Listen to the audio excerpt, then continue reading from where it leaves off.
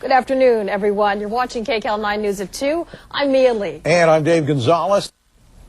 In Health Watch this afternoon, state officials are trying to determine if a childhood illness is on the rise. Also, there's a new treatment for severe back pain. Some good news for a lot of folks. Dilda Henry here with that. Absolutely, Mia, Dave. And back pain affects so many people of all different ages.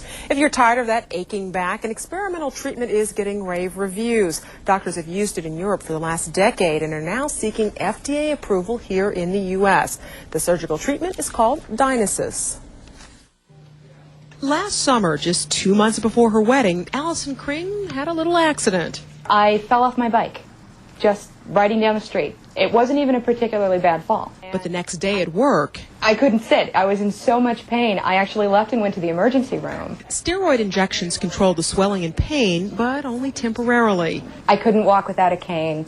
I got to the point where I couldn't work. The diagnosis, 2 herniated discs. Allison decided to enroll in a clinical trial for what's called Dynesys. We're able to microscopically decompress the spinal canal and stabilize with the Dynesys system. And it seems to have some spectacular results that we've seen so far. Besides herniated discs, Dynesys is used to treat degenerative disc disease and stenosis. Allison's surgeon, Dr. Neel Anand, is director of spinal surgery at Cedars-Sinai Medical Center. We go between the muscle planes rather than actually strip any muscle. What we do is we get down to the bone, we keep everything intact, the entire anatomy as best as we can. We then put the screws in under X-ray control, and these screws go into the bone to anchor in the bone.